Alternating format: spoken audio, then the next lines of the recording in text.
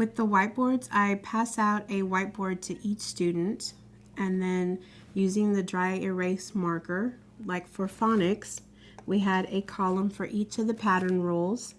And so as I called out a word, they wrote the word where they thought in what column that it belonged.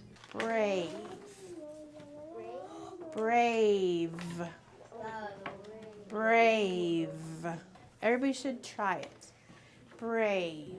Now, when I wrote the word on my board, if it was not in the correct column, they had to scratch it out and write it in the correct column. But if they did get it correct, then they just put a check. And as you can see, they had quite a few checks on this one. There's a Master of Phonics right here in the making.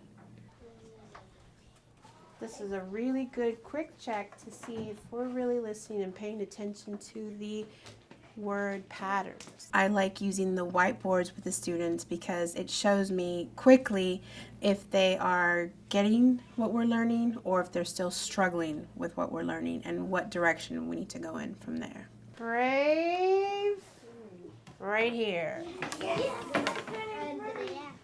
The kids like the whiteboards because they get to write, they get to show their answer, and they think it's fun to use a marker on a whiteboard. E-A. E.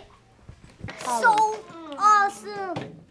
I just knew it because... You met the challenge, Jose. Good job. Very good. Because I was like, parade. Today I explained to the students to use the whiteboard. We had certain patterns that we were using, so we wrote out the patterns and did columns. And so they, as I said a word, they had to place it in the correct column. But that's not where it ends, because if they do not get it correct, then they have to move it to that column. So they're still held accountable for their answers. The whiteboards are a very useful tool that I can use in any subject, really.